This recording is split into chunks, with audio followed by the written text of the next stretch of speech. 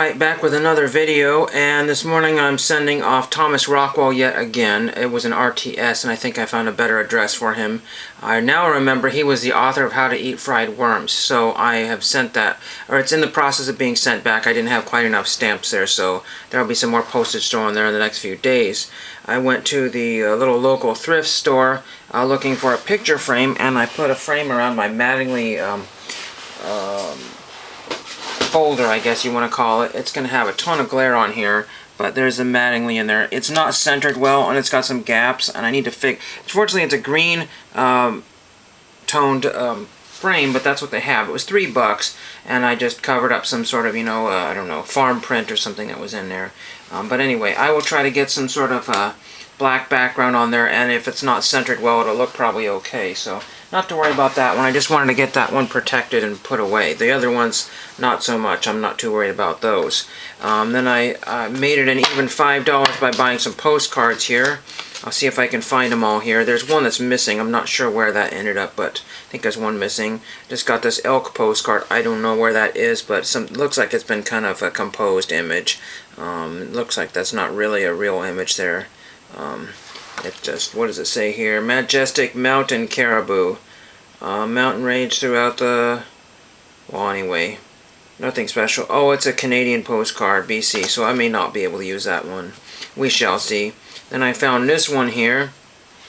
I know there's one more postcard, but I don't know what I did with it. I'm not sure. Then this one here, it's going out to Selma, California. Greetings from Selma, California. So that's pretty neat. And basically, I just Sharpied Selma, California on there. They have a ranch there in Selma, so I figured might as well. Because I've sent to most every place in California that has a ranch. And as you can see, it's an unused vintage postcard. Probably from the late 60s, or the early 60s. 50s, 60s. Does not have a lot of value, but it says greetings from, and then you just put whatever you want there.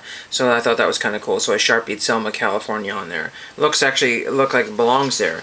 And then this was 50 cents at This Mount Hood, a collection of 12 prints, and prints/postcards there. I mean, these things just sit there. It's sit there. People don't think that, like, let's see, 50 cents and then 12 postcards for 50 cents, that's a lot better than one for 50 cents. So yeah, I got all 12 Mount Hood postcards in there. Very, very cool to have all of those. So those are gifts, for people who I send packages off to. So usually they get 1 or 2 postcards from Oregon in there, and that's always really cool to have these. I wasn't running low necessarily, but I was running low on different subject matter. So, like I said, I throw them in all the different things that I have to ship out. Not all, but enough. And then there was a postcard that came in today, and I wanted to give you a little bit of update on my postcard project. So it just came in one of these envelopes with a piece of cardboard here. Let me make sure there's nothing else that got in here. I always have to double check. Yeah, just a piece of cardboard in there. And then this is that Snoopy postcard I recently got. This ambassador postcard here, little ding there. But this one came from Shafter, California. So nicely canceled Shafter, California. The Ogden Nash stamp there and a couple other random stamps there. So I thought that was really neat to have that one there. So that's one I've crossed off on my list. And I have approximately 215 more post offices to write. Technically around 215. I think it was closer to 213, but some of them I have question marks by them, like did I write them or did I not write them, because I can't remember. Some of those are the 215.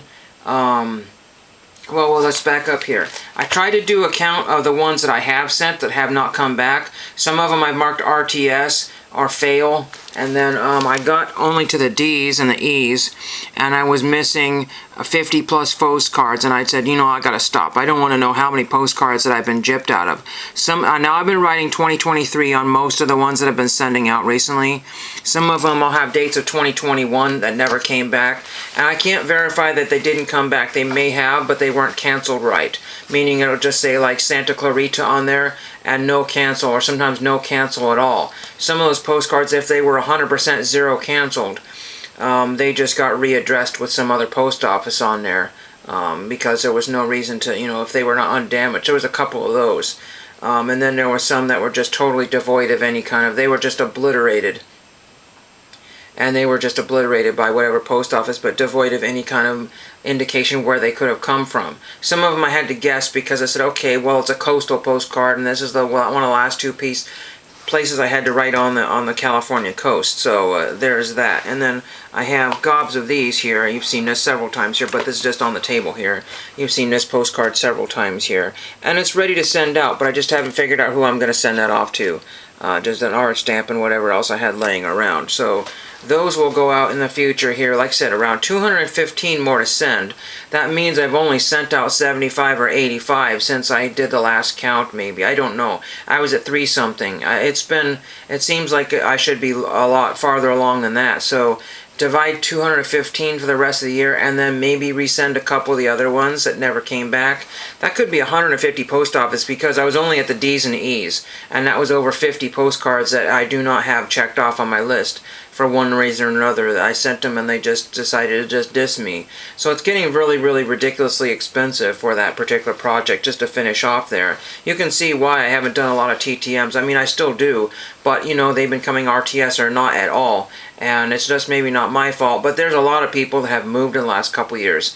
Just a lot of people that have had to make super changes. And like that Thomas Rockwell, I don't know why that address didn't work, but I found another site that said, you know, and the yellow pages, the white pages address was incomplete. It didn't have the number on there for the street. And so I used, so that was the one I'm going to next.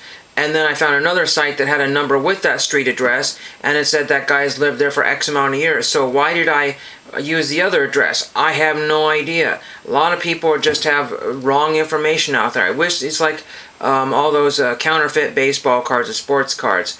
They're out there, we know they're out there, and they're bad cards, but nobody removes them to avoid the confusion.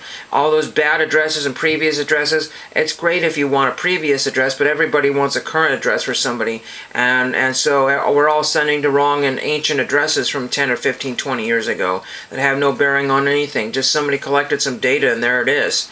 So I guess that's pretty much it for this video. I don't have really anything exciting, but it's always nice to get a cool postcard that somebody's taken a nice care of there, and nice Snoopy postcard there, so that'll be a gem in my collection. You can never know when they're going to send back, because otherwise I would have not put my address on there and kind of goofed that up. Because if you address a postcard and put it back in your collection, the next person that gets it will just probably cut the stamps off and throw the card away. That's pretty much what they're going to do. If they're a cancel collector, which are very few and far between, they just might clip out the cancel and throw away the whole thing. Or they just might frame that postcard there and then ignore the cancel. So it's just my collection. It has not any value. If I went the other route and put, you know, return envelopes, I might get more successes, because some post offices said, hey, I can't ship this back to you. You don't have any, you don't have a SACE. But I don't need a SACE, because that's what the postage is for. That's what the postage is for. That's my SACE right there. So,